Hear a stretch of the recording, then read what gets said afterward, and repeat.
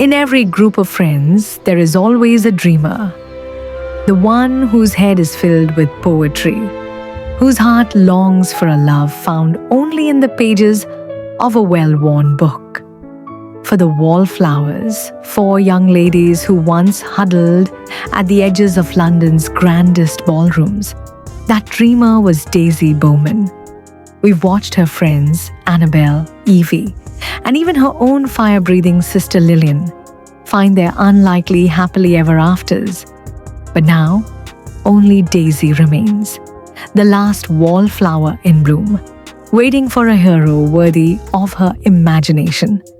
Little did she know, her story wouldn't be found in a book. It was about to be forced upon her. The story begins not in a ballroom, but in the imposing London office of her father, Thomas Bowman, a man who built a soap empire from nothing and who had all the romantic sensibilities of a bar of his own product. Thomas Bowman, voice is gruff, American, impatient. "Daisy, sit down. We need to talk." Daisy, voice is soft, a little breathless, intelligent. "Father, is something wrong? You look more serious than usual." Thomas Bowman, "What's wrong is that you're still unmarried. You've had 3 seasons. You've turned your nose up at every eligible man I've put in front of you. Your sister Lillian is married to a lord, for heaven's sake. It's time to be practical." Daisy, "Practicality isn't a substitute for affection, father. I haven't met the right person." Thomas Bowman slams a hand lightly on his desk. "That's just it. You're waiting for a myth. Love, affection. That comes later, if you're lucky. First comes the arrangement, so I've made one for you. You have 2 months. Find a husband by May 1st, or you will marry the man I have chosen." Daisy's heart plummeted. An arranged marriage. It was the stuff of nightmares, not her beloved novels. Daisy, voice trembling slightly. You've chosen someone." "Who?" Thomas Bowman. "The best man I know.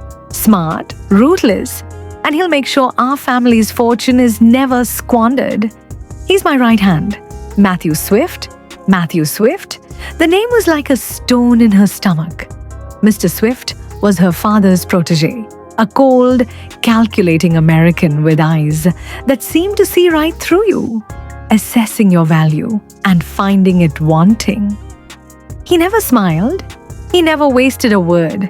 He was the opposite of everything she had ever dreamed of. Daisy, whispering, "No, not him.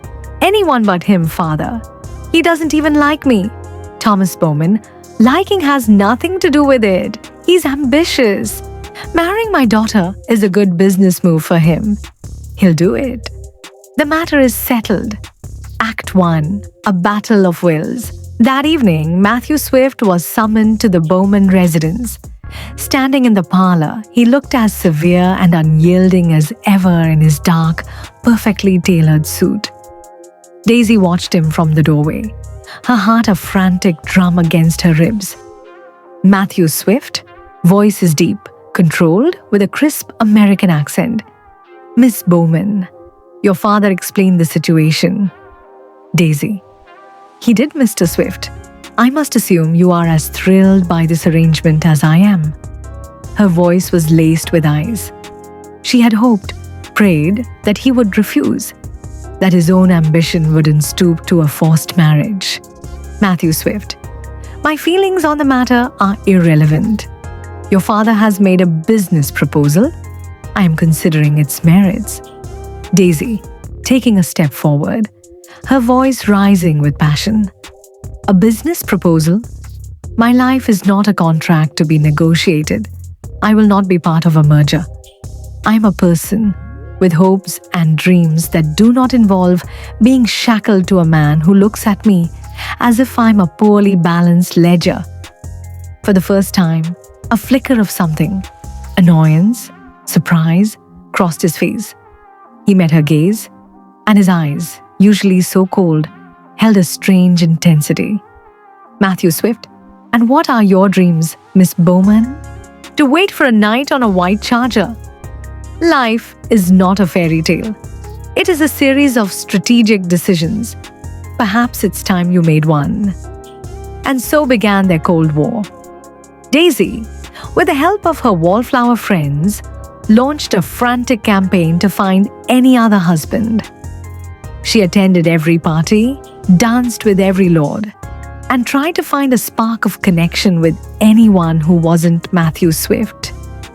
And through it all, he was there, a constant, silent shadow her father had assigned to escort her. Their carriage rides were exercises in strained silence, until one evening, Daisy couldn't bear it any longer. "Daisy, must you be so quiet, Mr. Swift? It's unnerving." Matthew: "Swift, I was taught not to speak unless I had something of value to say." Daisy, with a small sarcastic laugh: "How remarkably efficient. I suppose you view conversation as a poor investment of time." Matthew Swift: "I view most conversation that way. Yes." Daisy: "Then allow me to be a poor investment. Tell me, Mr. Swift, is there anything at all in this world that you do for sheer pleasure and not for profit?" He was silent for a long moment, watching the flickering gaslights of London pass by. Daisy assumed he would ignore her. But then he spoke, his voice unexpectedly quiet. Matthew Swift: "Yes, there is." Daisy: "And what is it?" Matthew Swift: "That, Miss Bowman, is a piece of information I have not yet deemed a worthy investment to share." Act 2. Cracks in the armor. Daisy was determined to dislike him, but the more time she spent in his company, the more she began to see things. Small, unexpected cracks in his impenetrable armor. The true turning point came one rainy afternoon in the Bowman family library. She was curled up with a book of poetry when he entered, looking for her father. He stopped when he saw her. Matthew Swift: "What are you reading?" Daisy, without looking up: "You wouldn't be interested. It's romantic nonsense, a poor investment of time." He walked closer, and to her astonishment, he picked up a volume from a nearby shelf. Matthew Swift: "She walks in beauty like the night of cloudless climes and starry skies." Byron: "Not exactly a sound financial mind, but his words have currency." Daisy looked up, truly surprised. Daisy: "You read poetry?" Matthew Swift: "I read everything. A successful man must understand all markets, Miss Bowman, including the market of the human heart."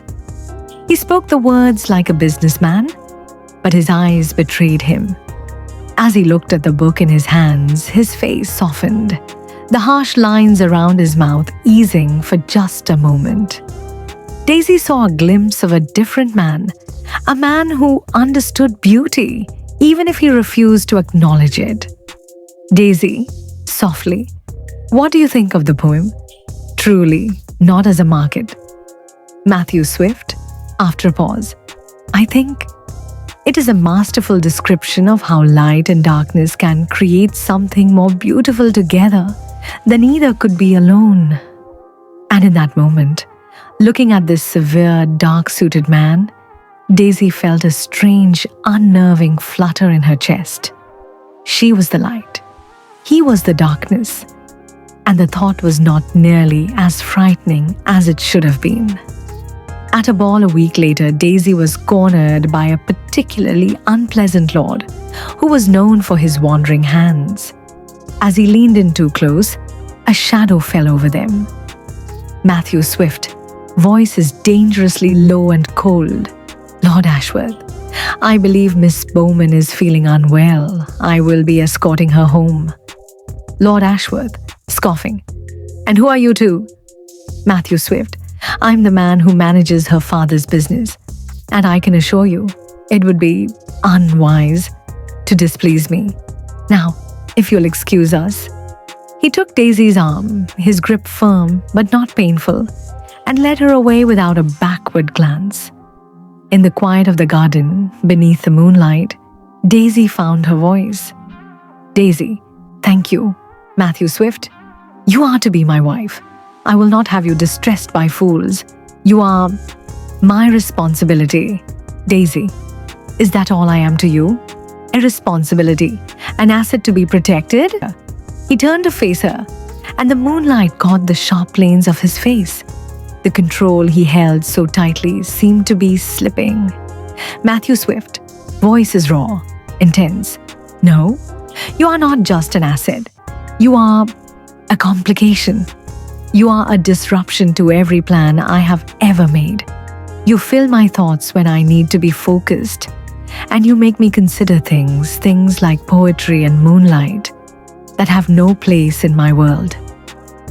He took a step closer, his eyes searching hers, and Daisy realized the truth with a sudden, dizzying clarity. The tension between them wasn't hatred. It was attraction, a powerful, terrifying, and utterly irresistible pull. Daisy, whispering, "Perhaps your world needs a bit of complication, Mr. Swift?" Matthew Swift, "Perhaps it does, Miss Bowman. Perhaps it does." He lifts a hand and gently tucks a stray curl behind her ear. Act 3. The Scandal in Spring. Daisy stopped looking for another husband. She found herself looking for him. Their conversations grew longer, the silences more comfortable. She saw the humor he kept hidden, the passion he kept controlled. She was falling in love with Matthew Swift. But just as her heart was opening, his past came to claim him. A man from her friend Lillian's new aristocratic family, the Westcliffs, arrived one afternoon. He saw Matthew and stopped dead. Lord Westcliff, voices shocked, aristocratic. "My God, it cannot be." Matthew froze, his face paling to a ghostly white. The carefully constructed walls he had built around himself crumbled in an instant. "Daisy? Mathieu? Mr. Swift, what is he talking about?" The truth came out in a torrent. Matthew Swift was an invention. His real name was Mathieu, and he was the runaway son of a cruel, degenerate English landowner, a bitter rival of the Westcliff family. He had fled a life of abuse and neglect years ago, stowing away on a ship to America with nothing, and had painstakingly built a new identity. He was not the self-made American he claimed to be. He was the heir to a scandalous and tarnished English name. Thomas Bowman, roaring, "A liar! You've been lying to me all this time. I took you in, treated you like a son, and you are nothing but a fraud. The son of my enemy. The deal is off. You will never marry my daughter. Get out." Everything stopped. Matthew stood silent, his face a mask of shame and defeat. He looked at Daisy, his eyes filled with a pain so deep it stole her breath. He had lost everything. He turned to leave without a word, but as he reached the door, Daisy's voice, clear and strong, cut through the silence. "Daisy, no." Everyone turned to look at her. Daisy, the dreamer. Daisy, the gentle reader of books. And in her eyes was a fire no one, not even her father, had ever seen before. Daisy, walking to stand between her father and Matthew. His name doesn't matter. His past doesn't matter. Do you know what he did, father? He built a life from nothing. He escaped a nightmare and made himself into the most brilliant man you've ever known. He is not a fraud. He is a survivor. Thomas Bowman.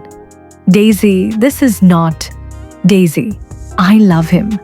Whether his name is Matthew Swift or Mathieu or anything else, I love the man he is.